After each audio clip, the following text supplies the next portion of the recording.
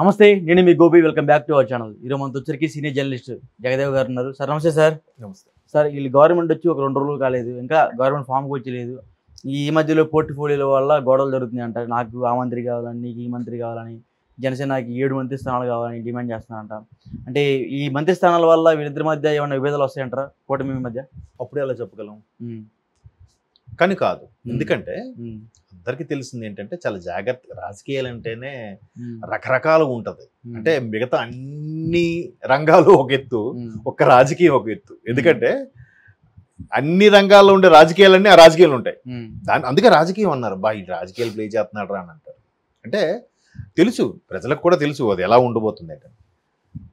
ఇప్పుడు ముందు కూడా సమన్వయ కమిటీలు, రెబల్స్ని చల్లార్చడం, వాళ్ళు ఎవరెవరికి ఏవి ఇవ్వడం, ముందే ఒప్పందం, మాట ఇవ్వడం, ఇవన్నీ ఉంటాయి కదా. ఎన్ని అనుకున్నా, ఫర్ ఎగ్జాంపుల్ మీకు ఎమ్మెల్సీ ఇస్తాను చూద్దాంలేండి అని అంటే మ్యాక్సిమం కట్టుబడి ఉంటారు.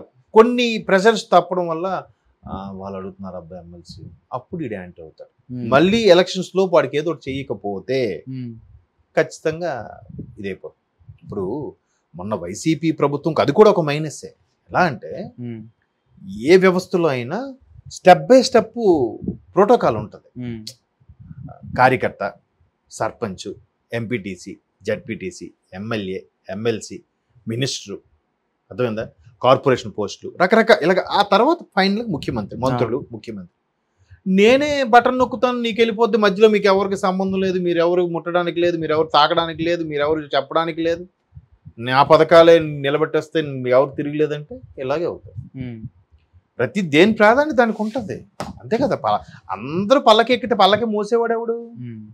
మోసేవాడికి కూడా ప్రాధాన్యత ఇవ్వాలి. ఆడు మోస్తున్నాడు కానీ మనం ఏం చెప్పాలి, నా బరువు అంతా మోస్తున్నావు అబ్బా, నీ భుజాలు ఏమవుతున్నాయి ఏంటో, ఓకే అని ఆడికి 10 రూపాయలు 20 రూపాయలు ఎక్స్ట్రా ఇవ్వాలి. నెక్స్ట్ ఆడు మోయడు మళ్ళీ. ఇదే లౌక్యం అంటే, ఇదే రాజకీయం అంటే. అలాగా ప్రతిదానికి స్టెప్ బై స్టెప్ ఉన్నప్పుడు, ఇప్పుడు మొన్న పవన్ కళ్యాణ్ గారి విషయం ఉంది. పిఠాపురంలో నేను ఇంత బాగా గెలవడానికి ప్రధాన కారణం వర్మ గారు చెప్పాడుగా. అవునన్నారు. గెలిచిన తర్వాత కూడా అదే మాట చెప్పాడు. గెలవక ముందు చెప్పడం ఒక బయట, గెలిచిన తర్వాత కూడా వాస్తవం అని పిలిస్తే, ఆయన రండి వర్మ గారు అని పిలిస్తే స్టేజ్ మీదకి వస్తే ఆయన తిరిగి వర్మ గారు ఈయనకి సన్మానించాడు. చాలు తిరుపతి లడ్డు ఇచ్చి కదా. అంటే చెప్తున్నాను, వర్మ గారు కూడా ఏదో అనుకున్నాడంట ముందు, బట్ ఆయనతో ఉన్నాక నాకు అర్థమైంది అన్నాడు. అప్పుడే చెప్పాడు కూడా, ఈయనకి నాకు చేశారు.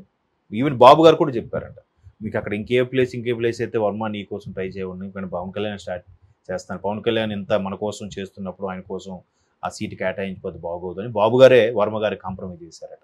సరే అన్నారు. ఈయన పవన్ కళ్యాణ్ గారు ఇక్కడ నుంచి ఎమ్మెల్సీ, నెక్స్ట్ ఈయనకి ఎమ్మెల్సీ మనం వర్మ గారు అన్నట్టు చెప్పుకున్నారు. మరి అడ్జస్ట్మెంట్ అర్థమవుతుందా? ఈవెన్ మీరు అంటున్నట్టు 7 మినిస్ట్రీ పోలియోలు అడిగిన తప్పులు ఎదురు, కాకపోతే 5 ఇవ్వచ్చుగా, ఎందుకు ఇవ్వకూడదు? అంటే ఆ మేనియా బలం కుదిరింది కదా. గతసారి 2014లో 2 బీజేపీ స్థానాలు సంపాదించుకున్న బీజేపీకి కూడా 2 మంత్రి పదవులు ఇచ్చారుగా. ఏమంటారు? ఇప్పుడు జనసేన ఉంది సెంట్రల్లో, 2 వచ్చాయి, బట్ ఒకటి సెంట్రల్ ఇవ్వచ్చేమో మోదీ గారు. టీడీపీకి ఒక 5 ఇస్తూ జనసేనకి ఒకటి ఇవ్వచ్చేమో కదా. ఆ లెక్కను చూస్తే టీడీపీతో పోలిస్తే ఎంత రేషియో ఉంది? టీడీపీకి 16 వస్తే జనసేనకి 2 వచ్చాయి కదా. 2:16 అంటే 1:8 కదా. సో అంత రేషియోలో ఉన్నప్పుడు కూడా ఇప్పుడు అంతెందుకబ్బా, 240 బీజేపీ వచ్చాయి. ఇప్పుడు రాష్ట్రంలో ఉన్న పురంధేశ్వరి గారికి కానీ ఇంకెవరికైనా వస్తుందా? సెంట్రల్ మినిస్టర్ ఇస్తారా? చెప్పలేం. బట్ ఇక్కడ టీడీపీకి ఉన్న 16లో ఆల్రెడీ 5-6 తీసేసుకుంటుందిగా స్పీకర్తో సహా. స్పీకర్ కూడా టీడీపీకి ఇస్తారని కూడా వార్తలు వస్తున్నాయి కదా. ఎంతో మేబీ ఇప్పుడు అది తీసేయండి, ఇప్పుడు 5 వస్తాయిగా. 16 ఎంపీలకి 5 సెంట్రల్ మినిస్టర్ ఏంటబ్బా. మరి ఆ లెక్క, మరి అలా అనుకున్నప్పుడు టీడీపీ వాళ్ళు వీళ్ళకి వచ్చిన 21కి వీళ్ళకి 6 ఇచ్చేయాలా అని అనుకుంటే, మరి 16 వచ్చిన దానికి 6 సెంట్రల్ మినిస్టర్ ఇచ్చేయాలా? ఎన్ని ఇవ్వాలి? 2 ఎన్ని ఇవ్వాలి?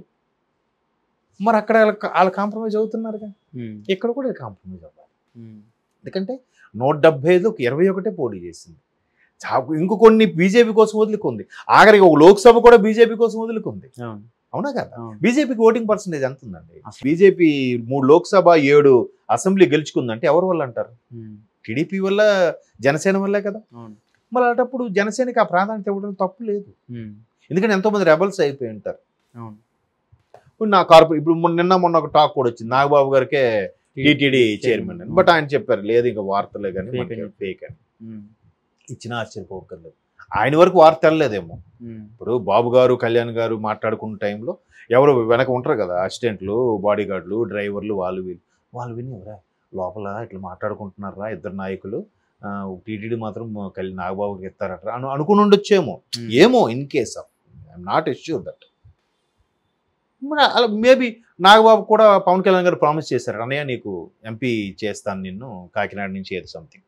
మళ్ళీ దాని కూడా నాగబాబు కూడా చెప్పారంట, అన్నయ్య లేదు ఇప్పుడు వాళ్ళకి ఇచ్చేస్తున్నాం, సారీ ఏమనుకోవద్దు. పర్లేదు నాన్న అనుకున్నాడు, ఆయన కాంప్రమైజ్ అయ్యాడు. మరి అలా కాంప్రమైజ్కి ఏదో ఒకటి తాయిలాలు చెప్పించాలి కదా. ఏమో రేపు నాగబాబు గారు కూడా ఎమ్మెల్సీ మంత్రి చేస్తారేమో, ఎవరు చెప్పగలరు. చెప్తున్నాను మాట వరుసకి. అలాగా విభేదాలు వస్తాయి. గవర్నమెంట్ ఉన్నప్పుడు ఏంటంటే విభేదాలు ఉన్నా బయటికి రానివ్వరు, రావు కూడా.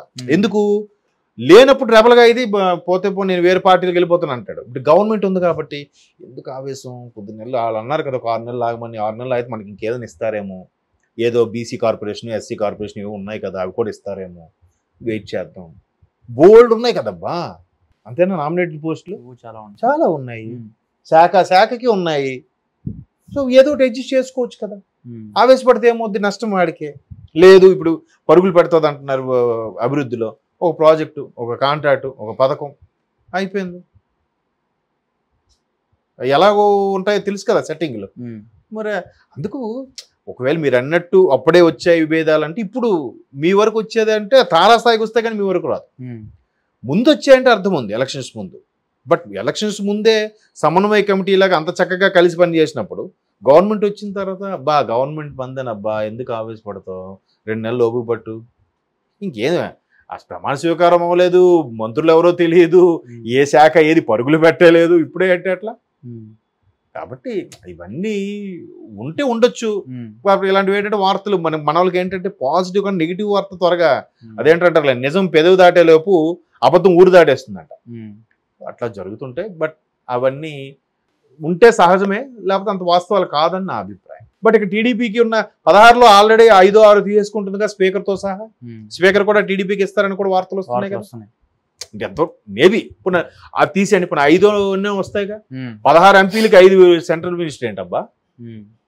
మరి ఆ లెక్క మరి అలా అనుకున్నప్పుడు టీడీపీ వాళ్ళు వీళ్ళకి వచ్చిన 21కి వీళ్ళకి 6 ఇచ్చేయాలా అని అనుకుంటే, మరి 16 వచ్చిన దానికి 6 సెంట్రల్ మినిస్టర్ ఇచ్చేయాలా? ఎన్ని ఇవ్వాలి? లేదు 2 ఎన్ని ఇవ్వాలి? మరి అక్కడ వాళ్ళు కాంప్రమైజ్ అవుతున్నారుగా, ఇక్కడ కూడా కాంప్రమైజ్ అవ్వాలి. ఎందుకంటే 175 21 పోటీ చేసింది. ఇంకో కొన్ని బీజేపీ కోసం వదులుకుంది, ఆఖరికి ఒక లోక్సభ కూడా బీజేపీ కోసం వదులుకుంది. అవునా కదా? బీజేపీకి ఓటింగ్ పర్సెంటేజ్ ఎంత ఉందండి? బీజేపీ 3 లోక్సభ 7 అసెంబ్లీ గెలుచుకుందంటే ఎవరి వల్ల అంటారు? టీడీపీ వల్ల, జనసేన వల్లే కదా. మరి అలాంటప్పుడు జనసేనకి ఆ ప్రాధాన్యత ఇవ్వడం తప్పు లేదు. ఎందుకంటే ఎంతోమంది రెబల్స్ అయిపోయి ఉంటారు. ఇప్పుడు మొన్న ఒక టాక్ కూడా వచ్చింది, నాగబాబు గారికే టీటీడీ చైర్మన్ అని. బట్ ఆయన చెప్పారు లేదు ఇంకా వార్తలే కానీ ఫేక్ అని. ఇచ్చిన ఆశ్చర్యపోకర్లేదు. ఆయన వరకు వార్త వెళ్ళలేదేమో. ఇప్పుడు బాబు గారు కళ్యాణ్ గారు మాట్లాడుకున్న టైంలో ఎవరు వెనక ఉంటారు కదా అసిస్టెంట్లు, బాడీ గార్డులు, డ్రైవర్లు, వాళ్ళు విని ఎవరా లోపల ఇట్లా మాట్లాడుకుంటున్నారా ఇద్దరు నాయకులు, టీటీడీ మాత్రం నాగబాబుకి ఇస్తారట అనుకుని ఉండొచ్చేమో. ఏమో in case of I'm not assure that.